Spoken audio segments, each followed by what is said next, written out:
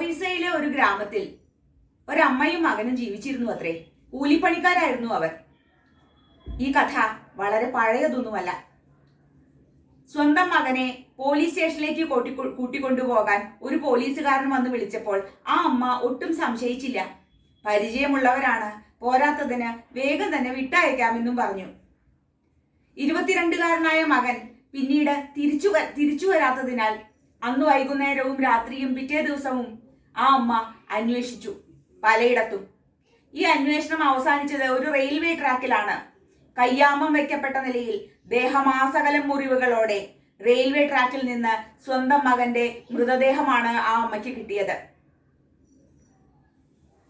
സമൂഹത്തിന്റെ സുരക്ഷ ഉറപ്പുവരുത്തേണ്ട ഉദ്യോഗസ്ഥന്മാരുടെ കൈകളാൽ മാരകമായ മുറിവുകളേറ്റ് തല്ലിച്ചതയ്ക്കപ്പെട്ട് കൊല ചെയ്യപ്പെട്ട സ്വന്തം മകന് നീതി നൽകണമെന്ന് ആവശ്യപ്പെട്ടുകൊണ്ട് നിരാലംബയും നിരാശ്രയയുമായ നീലാവതി ബെഹ്റ സ്വന്തം ഭാഷയിൽ സ്വന്തം കൈപ്പടയിൽ ഇന്ത്യയുടെ അത്യുന്നത നീതിപീഠത്തിലേക്ക് ഒരു കത്തയച്ചു അത്രേ.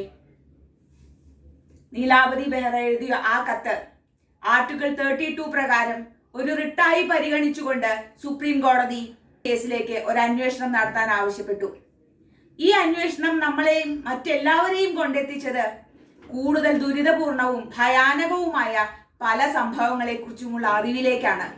മാതൃഭാഷയിൽ ഒരമ്മ എഴുതിയ ആ കത്തിനെ ആർട്ടിക്കിൾ 32 പ്രകാരം റിട്ടായി പരിഗണിച്ചുകൊണ്ട് സുപ്രീം കോടതി നടത്തിയ വിധി പ്രസ്താവം പിന്നീട് ഇന്ത്യയുടെ നിയമ ചരിത്രത്തിലെ ഒരു നാഴികക്കല്ലായി മാറി. ജോലി ചെയ്യാൻ ബാധ്യസ്ഥരായ, സ്വന്തം ജോലി എന്ന് പറഞ്ഞാൽ അത് സമൂഹത്തിന്റെ സുരക്ഷ എന്നർത്ഥമുള്ള പോലീസുകാരുടെ കൈകളാൽ മനുഷ്യാവകാശ ലംഘനങ്ങൾ നേരിടേണ്ടി വരുന്ന സാധാരണക്കാരുടെ സുരക്ഷ ഗവൺമെന്റിന്റെ ഉത്തരവാദിത്വമാണെന്നും അത് ഗവൺമെന്റിന്റെ സ്ട്രിക്റ്റ് ലയബിലിറ്റിയിൽ വരുമെന്നും അത്തരത്തിലുള്ള ആക്ഷൻസിന്, അത്തരത്തിലുള്ള മനുഷ്യാവകാശ ലംഘനങ്ങൾക്ക് സോവറിൻ ഇമ്മ്യൂണിറ്റി ലഭിക്കുകയുമില്ല എന്ന് പറഞ്ഞുകൊണ്ട് ഒരുപക്ഷെ ഇന്ത്യയുടെ ചരിത്രത്തിൽ ആദ്യമായി സുപ്രീം കോടതി പബ്ലിക് ലോ പ്രകാരം വിക്ടിംസിന് കോമ്പൻസേഷൻ നൽകണമെന്ന് ആവശ്യപ്പെട്ടു. Nilavati Behera versus state of Orissa എന്ന കേസ് ഒരുപക്ഷെ ചരിത്രത്താളുകളിൽ ഓർമ്മിക്കപ്പെടുന്നത് പബ്ലിക് ലോ പ്രകാരം കോമ്പൻസേഷൻ കൊടുത്തു എന്ന അർത്ഥത്തിലായിരിക്കാം.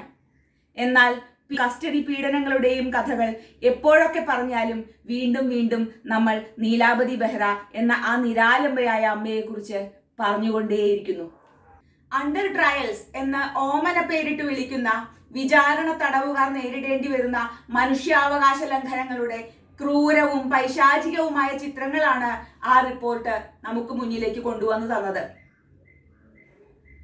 ഗവൺമെന്റിന്റെ ഉദ്യോഗസ്ഥന്മാരായവർ ഉത്തരവാദപ്പെട്ട ജോലികൾ ചെയ്യേണ്ടതാണെന്നും അവരുടെ പ്രധാനപ്പെട്ട ജോലി സാധാരണ ജനങ്ങളുടെ സുരക്ഷയാണെന്നും പ്രസ്താവിച്ച കോടതി ഇത്തരത്തിലുള്ള പോലീസ് നടപടികൾക്ക് ഗവൺമെന്റിന്റെ സോവറിൻ ഇമ്മ്യൂണിറ്റി ലഭിക്കുകയില്ല എന്നും ഇത്തരത്തിലുള്ള ഉദ്യോഗസ്ഥന്മാരെ കണ്ടെത്തുകയും അവരുടെ നടപടി ദൂഷ്യത്തെ പരിഹരിക്കുകയും ചെയ്യേണ്ടത് സ്റ്റേറ്റിന്റെ സ്ട്രിക്റ്റ് ലയബിലിറ്റിയിൽ വരുമെന്നും കണ്ടു. നീലാവതി ബെഹ്റയ്ക്ക് ശേഷവും കസ്റ്റഡി മരണങ്ങൾ ആവർത്തിക്കപ്പെട്ടു. ഇന്ത്യയിൽ ഇന്നും തുടർന്നുകൊണ്ടിരിക്കുന്ന ഇത്തരത്തിലുള്ള നിരവധി മനുഷ്യാവകാശ ലംഘനങ്ങളുടെ കഥകൾ വീണ്ടും വീണ്ടും കോടതികൾക്ക് മുമ്പിൽ എത്തപ്പെടുകയും ചെയ്തു. അധികം താമസിയാതെ തന്നെ ദിലീപ് കുമാർ ബസു എന്ന ഒരു സാമൂഹിക പ്രവർത്തകൻ സുപ്രീം കോടതിയിലേക്ക് മറ്റൊരു കത്തയച്ചു. ഇന്ത്യയിൽ അങ്ങോളം ഇങ്ങോളം നടക്കുന്ന കസ്റ്റോഡിയൽ വയലൻസിനെ കുറിച്ച് അന്വേഷിക്കണം എന്നും അത്തരത്തിൽ ഒരു നിയമനിർമ്മാണം നടത്തണം എന്നും ആവശ്യപ്പെട്ടുകൊണ്ടായിരുന്നു ആ കത്ത്. ആ കത്തും ഒരു പബ്ലിക് ഇൻട്രസ്റ്റ് ലിറ്റിഗേഷനായി ആക്സെപ്റ്റ് ചെയ്ത സുപ്രീം കോടതി കേസ് പരിഗണിച്ചുകൊണ്ടിരിക്കുന്ന സമയത്ത് അലിഗഡിലെ മറ്റൊരു കസ്റ്റോഡിയൽ വയലൻസിനെ കുറിച്ച് വീണ്ടും ഒരു സാധാരണ ഇന്ത്യക്കാരൻ എഴുതിയ കത്ത് സുപ്രീം കോടതിക്ക് ലഭിക്കുകയുണ്ടായി. ഈ രണ്ട് കത്തുകളും ഒന്നിച്ച് പരിഗണിച്ചാണ് DK Basu versus state of west Bengal എന്ന പിന്നീട് വളരെയധികം പ്രസിദ്ധമായ ആ കേസ് ഉണ്ടാവുന്നത്. DK Basu versus state of west Bengal എന്ന കേസ് പരിഗണിക്കുമ്പോൾ സുപ്രീം കോടതി ഇന്ത്യയിലെ എല്ലാ സ്റ്റേറ്റുകളിലേക്കും യൂണിയൻ ടെറിട്ടറികളിലേക്കും ഒരു റിക്വസിഷൻ അയച്ചിരുന്നു. അതാത് സ്റ്റേറ്റുകളിൽ ഏത് തരത്തിലാണ് ഇത്തരത്തിലുള്ള കേസുകളെ കൈകാര്യം ചെയ്യുന്നത് എന്നും സാധാരണ ജനങ്ങൾക്ക് പോലീസുകാരിൽ നിന്ന് അപകടമോ ഭീതിയോ നേരിടേണ്ടി വരുന്നുണ്ടോ എന്നും അന്വേഷിച്ചായിരുന്നു. എന്നാൽ ചുരുക്കം ചില സ്റ്റേറ്റുകളെങ്കിലും ഇത്തരത്തിലൊരു നിയമനിർമ്മാണം സുപ്രീം കോടതി നടത്തുകയാണെങ്കിൽ തങ്ങൾ അതിനെ പിന്താങ്ങുമെന്നും ആ നിയമം നടപ്പിലാക്കുമെന്നും ഉറപ്പുകൊടുത്തു. സുപ്രീം കോടതി ഇന്ത്യയിൽ ഇനി നടന്നേക്കാൻ സാധ്യതയുള്ള എല്ലാ കസ്റ്റഡി മരണങ്ങളെയും കസ്റ്റഡി പീഡനങ്ങളെയും ഇല്ലായ്മ ചെയ്യാവുന്ന രീതിയിൽ ഒരു നിയമനിർമ്മാണം നടത്തി. പിന്നീട് അന്നും ഇന്നും വളരെ ഫേമസ് ആയ DK ബസു ഗൈഡ് ലൈൻസ് എന്നാണ് അത് അറിയപ്പെട്ടത്. DK ബസു ഗൈഡ് ലൈൻസിൽ പറയുന്നത് ഒരാൾ അറസ്റ്റ് ചെയ്യപ്പെടുമ്പോൾ അയാൾക്ക് എന്തൊക്കെ അവകാശങ്ങൾ ഉണ്ട് എന്നാണ്. കൃത്യമായ ഭാഷയിൽ വളരെ ലളിതമായി 12 ഗൈഡ് ലൈൻസ് ആണ് അന്ന് സുപ്രീം കോടതി ഇഷ്യൂ ചെയ്തത്. അതായത് അറസ്റ്റ് ചെയ്യാൻ പോകുന്ന പോലീസുകാരൻ അറസ്റ്റ് ചെയ്യുന്നതിന് മുമ്പ് ഒരു അറസ്റ്റ് മെമ്മോ തയ്യാറാക്കിയിരിക്കണമെന്നും അറസ്റ്റ് ചെയ്യുന്ന ആളോട് എന്തിനാണ് അത് ചെയ്യുന്നത് എന്നും എവിടേക്കാണ് കൊണ്ടുപോകുന്നത് എന്നും പറയണമെന്നും, ഇതുമാത്രമല്ല അങ്ങനെ എവിടേക്കാണ് കൊണ്ടുപോകുന്നത് എന്ന് അറസ്റ്റ് ചെയ്യുന്ന ആളോട് മാത്രമല്ല അയാളുടെ നെക്സ്റ്റ് ഫ്രണ്ട് ആയിട്ടുള്ള ഒരാൾ, അത് റിലേറ്റീവ് ആവാം, ഫ്രണ്ട് ആവാം, പരിചയക്കാരനാവാം, ആരുമാവാം, മറ്റൊരാളോടുകൂടി ഇൻഫോം ചെയ്യണം എന്ന് മാത്രമല്ല അറസ്റ്റ് ചെയ്യപ്പെടുന്നതിന് മുമ്പ് അറസ്റ്റ് മെമ്മോ തയ്യാറാക്കുകയും അറസ്റ്റ് ചെയ്തതിന് ശേഷം ആ സംഭവം കൃത്യമായ സമയവും സന്ദർഭവും സ്ഥലവും രേഖപ്പെടുത്തി കേസ് ഡയറിയിൽ എൻ്റർ ചെയ്യുകയും വേണം എന്ന് മാത്രമല്ല ഇത്തരത്തിൽ തനിക്ക് ചില അവകാശങ്ങൾ ഉണ്ട് എന്ന് അറസ്റ്റ് ചെയ്യുന്ന ആളോട് പറയുക വേണം എന്ന് മാത്രമല്ല ഏതെങ്കിലും തരത്തിൽ നിയമസഹായം ആവശ്യമുണ്ടെങ്കിൽ അത് എത്തിച്ചു കൊടുക്കാൻ പോലീസുകാർ ശ്രമിക്കുകയും വേണം. എല്ലാ ജില്ലകളിലും ഓരോ സ്റ്റേറ്റിന്റെയും ഉത്തരവാദിത്വത്തിൽ ഒരു പോലീസ് കൺട്രോൾ റൂം ഉണ്ടായിരിക്കുകയും അവിടെ അതാതു കാലത്ത് കൃത്യമായി നടക്കുന്ന അറസ്റ്റുകളുടെ റിപ്പോർട്ടുകൾ സൂക്ഷിച്ചു വയ്ക്കുകയും ആര് എപ്പോൾ ചോദിച്ചാലും ഈ റിപ്പോർട്ടുകൾ കൊടുക്കുകയും വേണം എന്നും DK ബസു ഗൈഡ് ലൈൻസ് അനുശാസിക്കുന്നു. എന്നാൽ ഇത്രയും മതിയോ സായുധരായ ഉദ്യോഗസ്ഥരെ ഭയപ്പെടുത്താൻ? ഒട്ടും മതിയാവില്ല. കാരണം DK ബസു ഗൈഡ് ലൈൻസിനെ നിയമമാക്കുക എന്നത് ഗവൺമെന്റുകളുടെ ഉത്തരവാദിത്വമാണ്, അല്ലെങ്കിൽ അത് സെൻട്രൽ ഗവൺമെന്റിന്റെ ഉത്തരവാദിത്വമാണ്. 1/4 നൂറ്റാണ്ട് പിന്നിട്ടിട്ടും അങ്ങനെ ഒന്ന് ഉണ്ടായിട്ടില്ല എന്ന് മാത്രമല്ല ഈ ഗൈഡ് ലൈൻസ് ഇന്ത്യയിലെ ക്രിമിനൽ പ്രൊസീജിയർ കോഡിന്റെ ഭാഗമാക്കുക പോലും ഉണ്ടായിട്ടില്ല. എന്നാൽ പോലും DK ബസു ഗൈഡ് ലൈൻസ് വേണ്ട രീതിയിൽ പോലീസുകാരെ ബോധ്യപ്പെടുത്തണമെന്നും സാധാരണ ജനങ്ങൾക്ക് അതിനെക്കുറിച്ച് അവയർനെസ് ഉണ്ടാക്കണമെന്നും പിന്നീട് വന്ന പല ജഡ്ജ്മെന്റ്സിലും സുപ്രീം കോടതി തന്നെ പറയുകയുണ്ടായിട്ടുണ്ട്. സിദ്ധാർത്ഥ വസിഷ്ഠ് വേഴ്സസ് സ്റ്റേറ്റ് 2010, വിനയ് ത്യാഗി വേഴ്സസ് ഇർഷാദ് അലി 2012. ഈ കേസുകളിലൊക്കെ വളരെ സ്പെസിഫിക് ആയിട്ട് DK ബസു ഗൈഡ് ലൈൻസിനെ കുറിച്ചും പോലീസുകാരുടെ ഉത്തരവാദിത്വങ്ങളെ കുറിച്ചും ഒരു ഫെയർ ട്രയൽ അല്ലെങ്കിൽ ഒരു ഫെയർ അറസ്റ്റ് എങ്ങനെ നടത്തണം എന്നതിനെ കുറിച്ചും ഒക്കെ സുപ്രീം കോടതി വീണ്ടും വീണ്ടും പരാമർശിക്കുകയുണ്ടായി.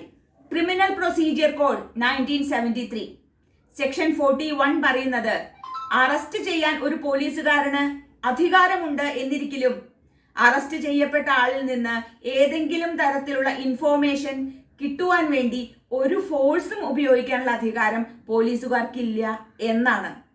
ഇനിയോ സെക്ഷൻ 49, സെക്ഷൻ 50, സെക്ഷൻ 53, സെക്ഷൻ 54 ഈ സെക്ഷൻസ് ഒക്കെ CRPCയിൽ അറസ്റ്റ് ചെയ്യുമ്പോൾ പാലിക്കേണ്ടുന്ന മര്യാദകളെ കുറിച്ചാണ് പറയുന്നത്. ആർട്ടിക്കിൾ 22 ഓഫ് ഇന്ത്യൻ കോൺസ്റ്റിറ്റ്യൂഷൻ വ്യക്തമായി പറയുന്നുണ്ട് അറസ്റ്റ് ചെയ്യാൻ കൃത്യമായിട്ടുള്ള കാരണങ്ങൾ വേണമെന്നും ഇല്ലീഗൽ ഡിറ്റൻഷൻ എന്നത് ഒരു ഫണ്ടമെന്റൽ റൈറ്റ് വയലേഷൻ ആണ് എന്നും. ആർട്ടിക്കിൾ 20 പ്രകാരം അറസ്റ്റ് ചെയ്ത ഒരാളോട് അയാൾ തരുന്ന ഇൻഫോർമേഷൻ അയാൾക്കെതിരെ ഉപയോഗിക്കപ്പെടും എന്ന് പറയുകയും അഥവാ അയാൾ അതിന് തയ്യാറല്ലെങ്കിൽ അത്തരത്തിലുള്ള ഇൻഫോർമേഷൻ പ്രൊവൈഡ് ചെയ്യാൻ അയാളെ നിർബന്ധിക്കാതിരിക്കുകയും വേണം. ഇനി CRPCയിലെ ഏറ്റവും പ്രസിദ്ധമായിട്ടുള്ള ഒരു സെക്ഷനാണ് സെക്ഷൻ 164 എന്നത്. സെക്ഷൻ 164 പറയുന്നത് പോലീസുകാർക്ക് കൊടുക്കുന്ന ഒരു കൺഫെഷൻ സ്റ്റേറ്റ്മെന്റ്, അതായത് ഒരാൾ പറയുകയാണ് ഞാൻ ഇന്ന കുറ്റം ചെയ്തു എന്ന് പോലീസുകാരോട് പറയുകയാണെങ്കിൽ പോലീസുകാർക്ക് മുമ്പിൽ അത് റെക്കോർഡ് ചെയ്താൽ അല്ലെങ്കിൽ ഏതെങ്കിലും ഒരു പോലീസുകാരൻ അത് റെക്കോർഡ് ചെയ്താൽ അതിനെ തെളിവായി സ്വീകരിക്കുകയില്ല എന്ന് മാത്രമല്ല അത്തരത്തിലുള്ള കൺഫെഷൻ റെക്കോർഡ് ചെയ്യേണ്ടത് ഒരു മജിസ്ട്രേറ്റിന്റെ മുമ്പിലാണ് താനും. അറസ്റ്റ് ചെയ്യപ്പെടുന്ന ഏതൊരാളെയും 24 മണിക്കൂറിനുള്ളിൽ മജിസ്ട്രേറ്റിന്റെ മുന്നിൽ ഹാജരാക്കണം എന്നും നിയമം അനുശാസിക്കുന്നു. സമാനമായ നിയമ സംരക്ഷണം ഇന്ത്യൻ പീനൽ കോഡും ഉറപ്പുവരുത്തുന്നുണ്ട്. ഇന്ത്യൻ പീനൽ കോഡിലെ പ്രധാനപ്പെട്ട സെക്ഷൻസ് 340, 349, 350 എന്നിവ അസോൾട്ട്, ക്രിമിനൽ ഫോഴ്സ് എന്നീ തരത്തിലുള്ള കുറ്റങ്ങളെ കുറിച്ചാണ് പറയുന്നത്. അതായത് കസ്റ്റഡിയിലുള്ള ഒരാളെ ഏതെങ്കിലും തരത്തിൽ ദേഹോപദ്രവം നടത്തിയോ ഭയപ്പെടുത്തിയോ ഒന്നും തെളിവുകളോ അല്ലെങ്കിൽ കുറ്റകൃത്യത്തിലേക്ക് നയിക്കുന്ന മറ്റെന്തെങ്കിലും കാര്യങ്ങളോ കണ്ടെത്തുവാൻ പോലീസിന് അധികാരമില്ല എന്ന് മാത്രമല്ല, അത്തരത്തിൽ ഏതെങ്കിലും ഒരു പോലീസുകാരൻ ഫോഴ്സ് ഉപയോഗിക്കുകയാണെങ്കിൽ അത് തെറ്റാണ് എന്നും പോലീസുകാരന് ശിക്ഷ കൊടുക്കാവുന്ന രീതിയിലുള്ള ഒരു കുറ്റമാണ് എന്നുമാണ് ഇന്ത്യൻ പീനൽ കോഡ് പറയുന്നത്. ഇന്ത്യൻ എവിഡൻസ് ആക്ടിന്റെ സെക്ഷൻ 25 പിന്നെ സെക്ഷൻ 26 ഇത് രണ്ടും കസ്റ്റോഡിയൽ വയലൻസ് അല്ലെങ്കിൽ കസ്റ്റോഡിയൽ ഡെത്ത് ഇല്ലാതെയാക്കാൻ വേണ്ടി എഴുതി ചേർത്തവയാണ് എന്ന് പറയുമ്പോൾ നമുക്ക് അത്ഭുതം തോന്നും, അല്ലേ? ഇത്രയൊക്കെ നിയമ സംരക്ഷണം സാധാരണ ആളുകൾക്ക് അല്ലെങ്കിൽ അറസ്റ്റ് ചെയ്യുന്ന ആളുകൾക്ക് ഉണ്ടായിട്ടും എന്തുകൊണ്ടാണ് ഇന്ത്യയിൽ ഇപ്പോഴും കസ്റ്റോഡിയൽ വയലൻസ് ഉള്ളത് എന്ന് പലരും എന്നോട് ചോദിക്കാറുണ്ട്. കാരണം ഇതാണ്. ഒരു പോലീസുകാരനാൽ അറസ്റ്റ് ചെയ്യപ്പെടുന്ന ഒരാൾ ഒരു പോലീസ് ലോക്കപ്പിന്റെ 4 ചുമരുകൾക്കുള്ളിലായിരിക്കുന്ന സമയത്ത് അയാൾ അടച്ചിടപ്പെടുന്നു എന്ന് മാത്രമല്ല, അയാൾ പോലീസിന്റെ അധികാര പരിധിക്കുള്ളിലാണ് എന്നതാണ് നാം ശ്രദ്ധിക്കേണ്ടുന്ന ഒരു വസ്തുത. അങ്ങനെ വരുമ്പോൾ അയാൾക്ക് എന്ന് ഞാൻ പറയുമ്പോൾ ആരുമാവാം, പുരുഷനോ സ്ത്രീയോ. ഇന്ത്യയിലെ കസ്റ്റോഡിയൽ വയലൻസിനെ കുറിച്ചുള്ള റിപ്പോർട്ടുകൾ പറയുന്നത് 18 വയസ്സിന് താഴെയുള്ള കുട്ടികൾ പോലും ഇത്തരത്തിൽ കസ്റ്റഡി മരണങ്ങളിൽ മരിക്കുന്നുണ്ട് എന്നാണ്. അപ്പോൾ എല്ലാവരെയും ബാധിക്കുന്നതാണ്. ജുവനൈൽ ജസ്റ്റിസ് ആക്ടിന്റെ ഒക്കെ ബ്ലൈൻഡ് ആയിട്ടുള്ള ലംഘനങ്ങൾ ഇന്ത്യയുടെ പോലീസ് സ്റ്റേഷനുകൾക്കകത്ത് നടക്കുന്നുണ്ട്. അപ്പൊ എന്തുകൊണ്ടാണ് ഇത് നടക്കുന്നത്? കാരണം ഇതാണ്. ഒരു പോലീസുകാരനെതിരെ കേസ് കൊടുത്താൽ അത് കോടതിയിൽ തെളിയിക്കണമെങ്കിൽ തെളിവുകൾ ആവശ്യമാണ്. പോലീസുകാരനാൽ അറസ്റ്റ് ചെയ്യപ്പെട്ട ഒരാൾ, പോലീസുകാരനാൽ മനുഷ്യാവകാശ ലംഘനങ്ങൾ നേരിടേണ്ടി വരുന്ന ഒരാൾ, അല്ലെങ്കിൽ അങ്ങനെ മരണപ്പെട്ടു പോകുന്ന ഒരാൾ, അയാൾക്ക് വേണ്ടി കോടതിയിൽ ഹാജരാക്കാൻ തെളിവുകൾ എവിടെ നിന്ന് കിട്ടും? തെളിവുകൾ ഒരു പോലീസുകാരനും മറ്റുള്ളവർക്ക് കൊടുക്കുകയില്ല എന്ന് മാത്രമല്ല, തെളിവുകൾ ഇല്ലാതെയാക്കാൻ ഉള്ള എല്ലാ സാഹചര്യവും പോലീസുകാരുടെ കൈവശം ഉണ്ട് താനും. തെളിവുകൾ ഇല്ലാത്തത് കൊണ്ട് മാത്രമാണ് എത്രയോ അനവധി കസ്റ്റോഡിയൽ മരണങ്ങൾ ശിക്ഷിക്കപ്പെടാതെ പോയിട്ടുള്ളത്. എന്ന് മാത്രമല്ല, ഈ മരണത്തെ ആത്മഹത്യയാക്കാനും അപകടമരണമാക്കാനും അസുഖം മൂലമുള്ള മരണമാക്കാനും ഒക്കെ ഉള്ള സാഹചര്യം പോലീസുകാർക്കുണ്ട് താനും. അതുകൊണ്ടാണ് 113ാമത്തെ റിപ്പോർട്ടിൽ ലോ കമ്മീഷൻ പറഞ്ഞത് കസ്റ്റോഡിയൽ ഡെത്ത് ഇന്ത്യയിൽ ഇല്ലായ്മ ചെയ്യണമെങ്കിൽ നമുക്ക് ഇന്ത്യൻ എവിഡൻസ് ആക്ടിലാണ് മാറ്റം വരുത്തേണ്ടത്. അന്ന് ലോ കമ്മീഷൻ സജസ്റ്റ് ചെയ്തത് സെക്ഷൻ 114B എന്നൊരു സെക്ഷൻ ഇന്ത്യൻ എവിഡൻസ് ആക്ടിൽ എഴുതി ചേർക്കണം. ആ 114B പ്രകാരം ഏതെങ്കിലും ഒരു പോലീസ് ഉദ്യോഗസ്ഥനെതിരെ കസ്റ്റോഡിയൽ വയലൻസിന്റെ കേസ് രജിസ്റ്റർ ചെയ്യുകയാണെങ്കിൽ കോടതി പ്രിസ്യൂം ചെയ്യുന്നത് അഥവാ ഈ മരണമോ ഈ ഇഞ്ചുറിയോ അയാൾ കസ്റ്റഡിയിൽ ഉണ്ടായിരുന്ന സമയത്താണ് നടന്നതെങ്കിൽ ഉത്തരവാദിത്വപ്പെട്ട ഉദ്യോഗസ്ഥൻ തന്നെയാണ് അത് ചെയ്തത് എന്നാണ് കോടതിയുടെ പ്രിസംഷൻ. അത്തരത്തിലൊരു പ്രിസംഷനിലൂടെ മാത്രമേ ഇന്ത്യയിൽ കസ്റ്റോഡിയൽ വയലൻസ് ഇല്ലായ്മ ചെയ്യാൻ കഴിയൂ എന്ന് 113ാമത്തെ റിപ്പോർട്ടിൽ ലോ കമ്മീഷൻ പറഞ്ഞു. വീണ്ടും 185ാമത്തെ റിപ്പോർട്ടിൽ ഒരിക്കൽ കൂടി ലോ കമ്മീഷൻ അത് ആവർത്തിച്ചു പറയുകയും ചെയ്തു. എന്നാൽ അത്തരത്തിലുള്ള ഒരു നിയമനിർമ്മാണം ഇന്ത്യയിൽ ഇന്നേ വരെ നടന്നിട്ടില്ല. DK ബസു പറഞ്ഞ മറ്റൊരു കാര്യമുണ്ട്. പോലീസുകാർക്ക് ഉത്തരവാദിത്വം വരണമെങ്കിൽ അവരെ ഉത്തരവാദികളാക്കണം എന്ന്. പോലീസുകാർ ചെയ്യുന്ന എല്ലാ ആക്ഷൻസും ട്രാൻസ്പെറൻസി ഉറപ്പുവരുത്തേണ്ടതുണ്ട്. 2 കാര്യങ്ങളാണ് DK ബസു പറഞ്ഞത്. ഒന്ന്, police action should be transparent and police officers should be accountable. ഒരു പോലീസ് ഫോഴ്സിനുള്ള കളക്റ്റീവ് റെസ്പോൺസിബിലിറ്റി അല്ലാതെ ഓരോ പോലീസുകാരനും നടക്കുന്ന ഓരോ അറസ്റ്റിനും ഓരോ വയലൻസിനും ഉത്തരവാദികളാണ് എന്ന് വന്നാൽ ഒരു പരിധി വരെ ഇന്ത്യയിൽ കസ്റ്റോഡിയൽ വയലൻസ് ഇല്ലായ്മ ചെയ്യാം. അങ്ങനെ 2 സജഷൻസ് ആണ് DK ബസു ഗൈഡ് ലൈൻസിന്റെ കൂടെ സുപ്രീം കോടതി കൊടുത്തത്. അതായത് ഒന്ന്, ഇന്ത്യൻ പോലീസ് ഫോഴ്സിനെ അക്കൗണ്ടബിൾ ആക്കണം, ഇന്ത്യയുടെ പോലീസ് ആക്ഷൻസിനെ ട്രാൻസ്പെറന്റ് ആക്കണം. പിന്നെ 113ാമത്തെ റിപ്പോർട്ടിൽ ലോ കമ്മീഷൻ പറയുന്നത് പോലെ സെക്ഷൻ 114B ഇന്ത്യൻ എവിഡൻസ് ആക്ടിൽ ആഡ് ചെയ്യണം. എന്നാൽ ഞാൻ നേരത്തെ പറഞ്ഞതുപോലെ നിയമനിർമ്മാണം ഇന്ത്യയിൽ ഉണ്ടായില്ല. ക്രിമിനൽ പ്രൊസീജിയർ കോഡിന്റെ ഭാഗമാക്കി DK ബസു ഗൈഡ് ലൈൻസിനെ ഒതന്റിക് ആക്കുക എന്ന നടപടിയും ഇന്ത്യയിൽ ഉണ്ടായില്ല.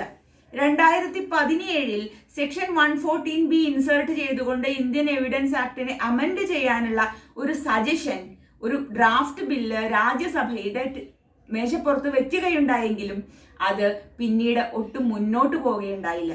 ഇന്ന് 2021 നിൽക്കുമ്പോൾ പറഞ്ഞുവല്ലോ, DK ബസു ഗൈഡ് ലൈൻസ് 1/4 നൂറ്റാണ്ട് പഴക്കമുള്ള ഒന്നാണ്. എന്നാൽ 2019 2020 ഇന്ത്യയുടെ ലോക്കപ്പുകളിൽ നടക്കുന്ന മനുഷ്യാവകാശ ലംഘനങ്ങൾക്ക് കയ്യും കണക്കുമില്ല. എന്താണ് നാം ചെയ്യേണ്ടത്? DK ബസു ഗൈഡ് ലൈൻസ് നിയമമാവണം, കൃത്യമായ ഒരു നിയമം ഉണ്ടാവണം എന്ന് മാത്രമല്ല, ആ നിയമം ഓരോ പോലീസുകാരനും ബാധകമാവുകയും വേണം. അതുമാത്രം പോരാ. കോടതി പറഞ്ഞ മറ്റൊരു കാര്യം, പോലീസുകാരെ തിരഞ്ഞെടുക്കുന്നിടത്ത്, അവരെ ട്രെയിൻ ചെയ്യുന്നിടത്ത്, അവർക്ക് പേയ്മെന്റ് കൊടുക്കുന്നിടത്ത് ഒക്കെ അവർ സാധാരണ ജനങ്ങളുടെ സുരക്ഷ ഉറപ്പുവരുത്തേണ്ടുന്ന ഉദ്യോഗസ്ഥന്മാരാണ് എന്ന ഒരു ബോധം അവർക്കുണ്ടാവുന്ന രീതിയിലായിരിക്കണം സ്റ്റേറ്റ് അവരെ ട്രീറ്റ് ചെയ്യേണ്ടത് എന്നാണ്. ലോക്കപ്പ് മുറികളിൽ ഉരുട്ടിക്കൊലകളും നൂലിൽ തൂങ്ങിയാടലുകളും തല്ലിച്ചതയ്ക്കലും മാരകമായ ബലാത്സംഗങ്ങളും നടക്കുന്നുണ്ടെങ്കിൽ ഇതിനെക്കുറിച്ചാണ് നാം ചിന്തിക്കേണ്ടത്. ഇതിനെയാണ് നാം പരിഹരിക്കേണ്ടത്. അതിന് ഇന്ത്യയുടെ പോലീസ് ഫോഴ്സിലും ഇന്ത്യയുടെ നിയമ സംവിധാനത്തിലും കാര്യമായ മാറ്റങ്ങൾ വരേണ്ടതുണ്ട്. ഇന്ത്യയിലെ ഓരോ സാധാരണ പോലീസുകാരനും ഞാൻ നിങ്ങളുടെ സുരക്ഷയുടെ ഉത്തരവാദിയാണ് എന്ന് അഭിമാനത്തോടെ കറകളഞ്ഞ ശബ്ദത്തിൽ പറയുന്ന രീതിയിൽ ഇന്ത്യയുടെ പോലീസ് ഫോഴ്സിന്റെ ആത്മവിശ്വാസത്തെ ഉയർത്തിക്കൊണ്ടുവരേണ്ടതുണ്ട്. അതിനാവട്ടെ 21-ാം നൂറ്റാണ്ടിലെ ഈ 3-ാം പതിറ്റാണ്ട് തുടക്കം കുറിക്കുന്നത്.